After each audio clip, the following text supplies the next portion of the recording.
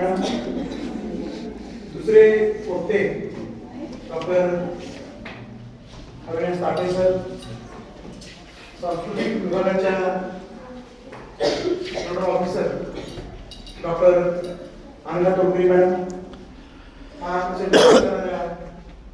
Kolhe madam, महाविद्यालयातील सर्व माझे सहकारी प्राध्यापक प्राध्यापिका, शिक्षकेतर कर्मचारी आणि माझ्या लाडक्या विद्यार्थी मित्र मैत्रिणी,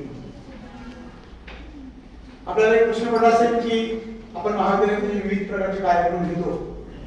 तो कार्यक्रम घेत असताना महाविद्यालयाची जी टीम आहे, महाविद्यालयाचे जो सर्व आमचा स्टाफ आहे, त्यांना वेगवेगळी छोटे काम करावं लागतं. तुम्हाला माहिती आहे का की एक गोष्ट लक्षात आली असेल की आम्ही सगळे प्रत्येक कामामध्ये एक्सपर्ट नसतो. माईक सेट करायचा आहे, आवाज सेट करायचा आहे, फुल आणून द्यायचे आहे, छोटे लहान काम असतात. आम्ही ते काम करत असतो. परंतु प्रत्येक वेळी काय होतं की कार्यक्रम वेगवेगळ्या लोकांकडे जातो, वेगवेगळ्या डिपार्टमेंटकडे जातो. कोऑर्डिनेटरचे किंवा कल्चरल प्रोग्रामचे हेड्स त्याचे प्रमुख असतात, त्यांना सगळीच कामं ते एकटे नाही करू शकत. मग याचं कुठेतरी कोऑर्डिनेशन झालं पाहिजे, याचं कुठेतरी एक व्यवस्थापन झालं पाहिजे.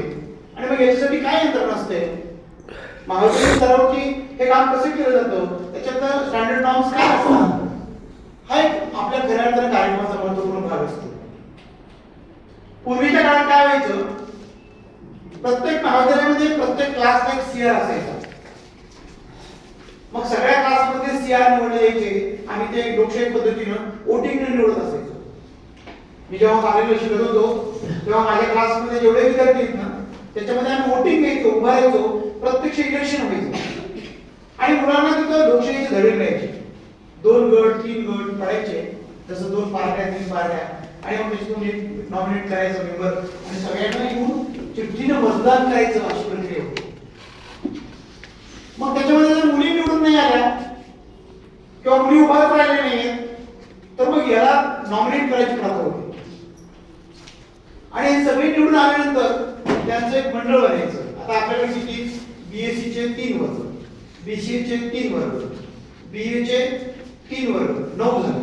11-12चे 2 वर्ग, 11 झाले, नाही 9 11 झाले. एमएससी चे 2 वर्ग, 12-13 वर्ग झाले.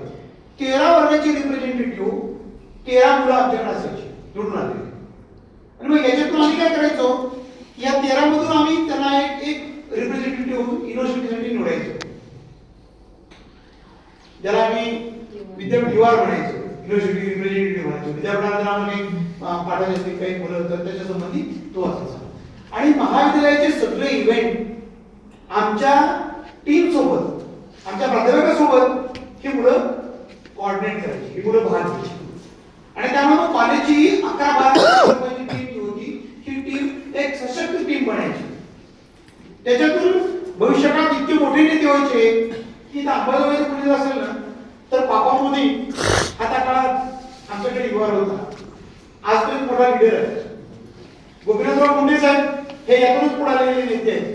विलासरावजी देशमुख साहेब याच्यातूनच पुढे आलेले नेते आहेत. असे मोठमोठे नेते बनायचे, कारण तुमच्या मनात मोठ्या माणसाविषयी कसं बोलायचं, त्यांच्याविषयी जो आदर आहे तो कसा व्यक्त करायचा आणि त्यांच्या सोबत कसं काम करायचं याचं प्रशिक्षण तुम्हाला कॉलेज लेवलला मिळायचं. आणि मग तुमचं व्यक्तिमत्व हे फुलत जायचं. नंतर काय झालं की इलेक्शन मध्ये भांडण व्हायला लागले. इलेक्शन मध्ये काही पार्ट्या सहभागी होऊ लागल्या आणि एका मुलाचा त्या ठिकाणी खून झाला. आणि नंतर मग कोर्टाने हस्तक्षेप केला आणि इलेक्शन बंद करून टाकलं. नंतर काय झालं, पुढं इलेक्शन बंद झालं तर ही प्रक्रिया बंद पडली. आणि नंतर मग लक्षात आलं की ही प्रक्रिया महत्वाची आहे. आम्ही फक्त कार्यक्रम घेत राहतो आणि याच्यातून तुम्हाला काय शिकायला मिळतो, प्रत्यक्ष तुम्हाला कार्यक्रमामध्ये सहभागी आहे किती लोकांना मिळतो, हा मुद्दा पुढे आला. आणि गव्हर्नमेंटने एक परिपत्रक काढलं. काय काढलं की आता तुम्ही काय करा, सीआर निवडताना त्या क्लासचा टॉपचा मुलगा निवडा. म्हणजे दोन ज्यावर not interested in cultural activity he is a head. म्हणजे ज्याला सांस्कृतिक वयाचं काहीच देणं घेणं नाही, तो पुस्तकी आहे त्याला हेड करून टाकलं. मग ती पुरं येईनच झाले ना. अभ्यासामध्ये पहिला असलेला मुलगा त्याला कल्चरल डिपार्टमेंटमध्ये आवड असेलच असं काही सांगता येत नाही. इथं वोटिंग होतं, ज्याला इंटरेस्टेड आहे त्याला फॉर्म भरायचा होता, इथं कंपल्शन झालं. आणि कंपल्शन झाल्यामुळं महाविद्यालयाच्या ऍक्टिव्हिटीज मध्ये UGC लेवलला ही चालली नाही. मग पुढे काय झालं, पुढे कोर्ट मॅटर झालं आणि कोर्टाला सांगितलं पुढे की नाही हे इलेक्शन बरोबर आहे आणि तुम्ही इलेक्शन घ्या. मग परत काय झालं की इलेक्शन मध्ये काही पार्ट्या सहभागी व्हायला, म्हणजे आपल्या आता ज्या पार्ट्या आहेत राजकारणातल्या त्या पार्ट्या मोठ्या प्रमाणामध्ये सहभागी व्हायला, म्हणजे काँग्रेस असेल, राष्ट्रवादी असेल, BJP असेल आणि वेगवेगळ्या पार्ट्या असतील त्या सहभागी झाल्या. आणि मग हे नको ते ठेवा, ते नको हे ठेवा, याच्यामध्ये एक मॅटर कोर्ट मॅटर झालं आणि कोर्टाने स्टे देऊन टाकला. त्याच्यामुळे आता महाविद्यालयामध्ये आम्ही CRE निवडत नाही, इलेक्शनही घेत नाही आणि मग आमच्या पोरांना काय करायचं. माझ्याकडे हा प्रश्न खूप दिवसापासून बोलत होता, कारण आम्ही फक्त काम करतोय, आमच्या लोकांना इच्छा असो किंवा आमच्या लोकांना ते डिपार्टमेंट मिळालं, आम्ही ड्युटीचा पार्ट म्हणून ते काम करतोय, इथपर्यंत ह्या गोष्ट आहे. पण याच्यात तुम्हाला शिकायला काय मिळतं, समय कुठं लावायची, माईक कसं सेट करायचा, कार्यक्रम कसा घ्यायचा, कोणाला गेस्ट बोलायचं, चीफ गेस्टला काय बोलायचं, काय प्रोग्राम चॅलेंज करायचं, म्हणजे हा इव्हेंट ज्याला म्हणतो तुम्ही तुमच्या भाषेत, आजच्या पोरांना इव्हेंट चांगला कळतो. हा इव्हेंट कसा ऑर्गनाइज करायचा याचं प्रत्यक्ष प्रशिक्षण पाटील सर आपल्या पोरांना इथंच मिळालं पाहिजे. तर ते पोरं काय करतील, त्यांच्या आयुष्यामध्ये ते चांगल्या प्रकारे इव्हेंट अरेंज करतील. आणि म्हणून मी थोडासा अभ्यास केला. मी सगळ्याला अनाउन्स करणार आहे आज की मी बघितलं की ज्या प्रायव्हेट युनिव्हर्सिटीज आहेत मोठमोठ्या, त्यांनी काय केलेलं आहे की त्यांनी असे काही डिपार्टमेंट तयार केलेले आहेत, 5-7 डिपार्टमेंट. जस्ट लाईक आता आपल्याकडे प्रॉब्लेम सांगतो, आपल्याकडे काय होतं, कल्चरल डिपार्टमेंट आहे पण इव्हेंट डिपार्टमेंटच नाही. म्हणजे महाविद्यालयामध्ये आम्ही कल्चरल डिपार्टमेंट निवडलं, कल्चरल डिपार्टमेंटचं आम्हाला पत्र आलं गव्हर्नमेंटचं की कल्चरल मुलांसाठी महत्वाचं आहे, तुम्ही आता त्या डिपार्टमेंटकडे थोडंसं जास्त लक्ष द्या, फक्त कल्चरचं हेड करू नका, त्यांना नोडल ऑफिसर म्हणून ते ड्युटी देऊन टाका. आम्ही नोडल ऑफिसर म्हणून ड्युटी देऊन टाकली मॅडमला. पण मॅडमच्या हातामध्ये इव्हेंट प्रमुख कोण आहे, हे इव्हेंट ऑर्गनाइज कोण करणार आहे, म्हणजे आता त्या मुली तयार करणं, त्यांना पोवाडा असेल, त्यांना गीत असेल, त्यांना भाषण असेल, त्यांना संगीत असेल, त्यांना प्रशिक्षण द्यायचं असेल किंवा त्यांना चांगलं स्वागत गीत निवडत असेल, त्यांना म्युझिक द्यायचं असेल, तर हे सगळं काम कोण करणार आहे. मॅडम काय करू शकतात, त्यांना गेस्ट बोलायचं, गेस्टला निमंत्रण द्यायचे, त्यांना पत्र व्यवहार करायचा, ते मोठं काम असतं. एक छोटा कार्यक्रम घ्यायचा म्हणजे त्याच्यामध्ये खूप काम असतं. एखाद्या गेस्टला बोलवतो त्याची डेट घ्यावी लागते. जसं आपण गेल्या वेळेस बघितलं की येल्लावड सरांना आपण बोललो होतं, राजकुमार येल्लावड सरांनी 3दा-4दा डेट्स बदलावल्या लागल्या आम्हाला, 3दा पत्र घ्यावं लागलं, त्यांना त्यांच्याशी संपर्क करावा लागला, त्यांना बोलावं लागलं, त्यांची गाडी, त्यांचं बोलणं इथं आणणं, त्यांचं चहा पाणी, त्यांचं सगळं बघणं, हे सगळं काम असतं. आणि एकच जर दररोज तुम्ही करायला लावलं तर ती आवड राहत नाही, आमच्यासाठी काम बनतं. कारण आमच्याकडे प्रोफेसर 20-25 वर्ष नोकरी करतात आणि 25 वर्ष तुम्ही एकच दिलं त्यांना काम, तर त्यांची आवड न राहता ते त्यांच्या प्रोफेशनमध्ये काम बनतं. आणि मग काम काय होतं की हळूहळू ते गोजड बनतं किंवा हळूहळू ते कमी इंटरेस्ट बनतं. कदाचित आम्ही डिपार्टमेंट चेंज करतो आणि मग ते डिपार्टमेंट दुसऱ्याकडे जातं, कदाचित त्यांना त्या विषयाची आवड पण नसते, पण आम्ही प्राचार्य म्हणून आम्ही त्यांना ते काम केलं, त्यांना करावं लागतं, त्याच्यात त्यांची किती आवड आहे हे हा विचार राहत नाही. आणि मग अशा वेळी हा प्रश्न निर्माण होतो. त्याच्यावरती सोल्युशन म्हणून आपण आपल्या कॉलेजमध्ये करायचं का, असं मी सगळ्या विद्यार्थ्यांसमोर आणि सगळ्या प्राध्यापकांसमोर आवाहन करतो. त्याचं कारण असं आहे की मी बघितलं काही सेंट्रल युनिव्हर्सिटी आहेत, त्यांच्याकडे आजही हा उपक्रम राबवतात. त्यांनी काय केलेलं आहे की इव्हेंट हेड, कल्चरल हेड असे काही हेड्स निवडलेले आहेत आणि ते विद्यार्थ्यांमधून निवडलेले. विद्यार्थ्यांमधून कसे निवडतात ते की थर्ड इयरच्या मुलांना घेत नाही, म्हणजे लास्ट इयरच्या मुलांना घेत नाही. फोर्थ इयर असेल किंवा लास्ट इयर तर लास्ट इयरच्या मुलांना ते घेत नाही. फर्स्ट इयर आणि सेकंड इयरच्या मुलांनी ज्यांना ज्यामध्ये इंटरेस्ट आहे त्यांनी त्या आमच्या प्रोफेसरला भेटायचं. म्हणजे आपल्या कॉलेजमध्ये जेवढे काही हेड असतील, मी बाहेर नोटीस लावलेले जवळपास 29-30 काही डिपार्टमेंट आपण केले, 30 आमच्याकडे कमिटी आहेत, तर 30 कमिट्यामध्ये कॉलेजचं काम चालतं. मग ज्यांना ज्या कमिटीमध्ये काम करायचं ज्या मुलांना, त्यांनी त्यांची नावं त्या हेडकडे द्यायची. म्हणजे कल्चर मध्ये काम करायचंय कल्चरकडे द्या, इव्हेंट मध्ये काम करायचंय इव्हेंट मध्ये द्या, स्पोर्ट्स मध्ये काम करायचंय स्पोर्ट्स मध्ये द्या, वेगवेगळ्या अकॅडमिक मध्ये एक्झाम मध्ये काम करायचंय एक्झाम मध्ये नाव द्या. आणि तुमच्यासोबत मग काही त्यामध्ये मुलं ऍड करायचे तुमच्या सोयीनं, जे मुलं तुमच्या जवळचे मित्र आहेत किंवा तुम्हाला ते उपयोगी पडणार आहेत, तुमची काही टीम आहे. आता काय होतं, एक या टोकाचा एक या टोकाचा दिला तर ते दोघे एकत्र येत नाहीत. एक बाहेर गावी येणार असतो, एक इथंच राहणार असतो. तो म्हणतो आपण 5 वाजता प्रॅक्टिस करू, आम्ही तुम्हाला घरी जायचं. असं जे काही कॉर्डिनेशन असतं त्यामुळे आम्ही फक्त हेड आणि त्याचा एक सहकारी निवडणार. तुम्ही तुमच्या सोबतचे 4 मित्र जोडायचे आणि तुम्ही चौघांनी मिळून 5 जणांची टीम तयार करायची 7 जणांची टीम तयार करायची आणि त्या टीमनं वर्षभर महाविद्यालयामध्ये डिपार्टमेंट सोबत, आमच्या प्राचार्यांसोबत, आमच्या कॉलेजच्या हेड सोबत तुम्ही एकत्र येऊन प्रोग्राम इव्हेंट अरेंज करायचे. जेणेकरून काय होतं की तुम्हाला माहित असतं की कोणाकडे काय कौशल्य येते. तुम्हाला माहित असतं तुमच्याबरोबर मुलं येऊन स्पष्टपणे सांगतात की मला याच्यामध्ये भाग घ्यायचा आहे. प्राध्यापकाकडे येऊन सांगत नाहीये किंवा प्राध्यापकाशी ते उघडपणे बोलत नाहीये.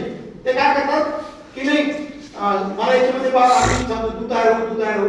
आम्हाला माहित नसतं की कोणामध्ये काय गुण येते आणि त्यामुळे तुमचं विद्यार्थ्याचं कोण किती चांगलं तयार होतं. तुम्ही एकमेकाशी चांगली मैत्री करता, कल्चर इव्हेंटमध्ये तुम्ही लोकांना ऍड करता आणि तुम्ही त्याची प्रॅक्टिस तुमच्या सोयीने करता. आमच्या सोयीने नाही, तुमच्या सोयीने करता. आम्ही फक्त तिथं देखरेख करतो, देखरेख करण्याचं काम करतो. आता महाविद्यालयामध्ये गॅदरिंग घ्यायची म्हणलं तर आपण काय करतो, फक्त कार्यक्रमाची तयारी करतो आम्ही प्राध्यापक मंडळी. पण या मुलामध्ये असलेले गुण, त्यांचं संगीत, त्यांचे गाणे, कोणाला डान्स करता येतो, त्याचं कोण बसवणार गाणं, कारण त्याच्यामध्ये टीम मध्ये कोण कोण काम करणार. आता आम्ही म्हणणार तू भाग घे. होतं काय, तू या टोकाची असते, ती त्या टोकाची असते, त्यांचं कॉम्बिनेशन एकत्र येत नाही, तुमची वेळ एकत्र येत नाही आणि मग तुम्हाला प्रॅक्टिस करायला देखील जड जातं. त्यामुळे या सगळ्यांवरती जो उपाय असतो तो उपाय आपण महाविद्यालयामध्ये करू. आपण महाविद्यालयामध्ये वेगवेगळ्या डिपार्टमेंट सोबत महाविद्यालयाची काही मुलं पण ऍड करू. प्रयोग म्हणून 5-6 डिपार्टमेंट घेऊ. सुरुवातीला जास्त जड जाईल, सुरुवातीला कमीत घेऊ आपण आणि त्या विद्यार्थ्यांसोबत फर्स्ट इयर सेकंड इयर निवडलं की थर्ड इयर पर्यंत ते काम करतील आणि नवीन मुलांना त्यामध्ये ऍड करतील. म्हणजे एकदा तुम्ही फर्स्ट इयर असाल किंवा सेकंड इयर असाल तुम्हाला निवडलं तर तुम्ही थर्ड इयर पर्यंत त्यामध्ये काम करा आणि दरवर्षी थर्ड इयरची मुलं कट होतील, फर्स्ट इयरची मुलं त्यामध्ये ऍड होतील. कारण थर्ड इयरची मुलं गाईड करतील, फर्स्ट इयरची मुलं काम म्हणजे तयार होतील आणि सेकंड इयरची मुलं जबाबदारीने काम करतील आणि तुमच्यावरती नियंत्रण, तुमच्यावरती कंट्रोल, तुम्हाला मार्गदर्शन करण्याचं काम आमचे हेड जे असतील ते हेड करतील आणि यामधून मग महाविद्यालयाच्या वेगवेगळ्या प्रकारच्या डिपार्टमेंटचं काम आपल्याला करता येऊ शकतं. आता उदाहरणार्थ मी सर काढायची म्हटलं, तुम्हाला एक उदाहरण सांगतो.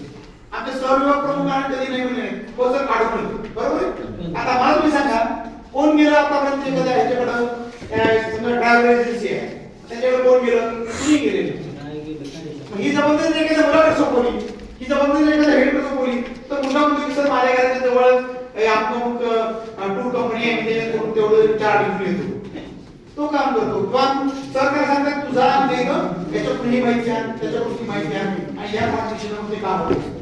तर मग महाविद्यालयाच्या विविध ऍक्टिव्हिटीज त्या ऍक्टिव्हिटीज मोठ्या प्रमाणात आपल्याला करता येऊ शकतात. नाहीतर काय होतं की महाविद्यालयामध्ये खूप ऍक्टिव्हिटीज करता येऊ शकतात आणि जितक्या ऍक्टिव्हिटीज चालतात तितकं ते महाविद्यालय चांगल्या पद्धतीने मुलांना घडवत असतं, तितकं तुमच्या त्या महाविद्यालयाची पॉप्युलॅरिटी वाढत असते, तितकं त्या महाविद्यालयामध्ये मोठ्या प्रमाणात काम होत असते. पण इथं विद्यार्थी संख्या कमी आहे, उपस्थितीचं प्रमाण देखील कमी आहे आणि म्हणून मग आहे त्या मुलामधून आपल्याला काम करणं गरजेचं होतं. आजच्या कार्यक्रमाचं ऑर्गनायझेशन करताना मला खूप आनंद झाला कारण आमच्या महाविद्यालयातल्या सर्व कल्चरल डिपार्टमेंटनं अगदी कुठल्याही प्रकारचं म्हणजे मला काहीही काम घ्यावं लागलं नाही या कार्यक्रमासाठी. म्हणजे मुलं निवडणं, मुलींना तयार करणं, सगळ्यांनी खूप चांगल्या पद्धतीने काम केलं. मॅडमनी ऑर्गनाईज केलं, गुगलनी भाषणासाठी तयार झाली, उत्तम तयारी केली. तोरवे मॅडमने मी बघितलं की अतिशय अभ्यासपूर्ण अशा प्रकारचं त्यांनी व्याख्यान केलं, बरेच मुद्दे त्यांनी कव्हर केले. अतिशय कमी वेळामध्ये त्यांनी खूप काही मुद्दे मांडले. खरं तर मी आजच्या कार्यक्रमाविषयी बोलताना सांगेल की महाजिजाऊचं जे मोठेपण आहे ते खऱ्या अर्थाने छत्रपती शिवाजी महाराजांमुळे नाहीये. कारण महाजिजाऊचं मोठेपण हे त्याच्यापेक्षा अगोदरच आहे. त्याचे 2 प्रसंग मला खूप आवडतात आणि मी त्याचे 2 प्रसंग तुम्हाला नक्की सांगणार. कर्नाटक मोहिमेवर असताना छत्रपती शहाजीराजे कर्नाटक मोहिमेवर होते आणि तिथं युद्धाशिवाय बराच काळ गेलं, म्हणजे युद्ध चालू नव्हतं कुठं, पण सरदार म्हणून ते काम करत होते. जिजाऊ आणि त्यांची जाऊबाई ह्या दोघेही तिथंच होत. कुठं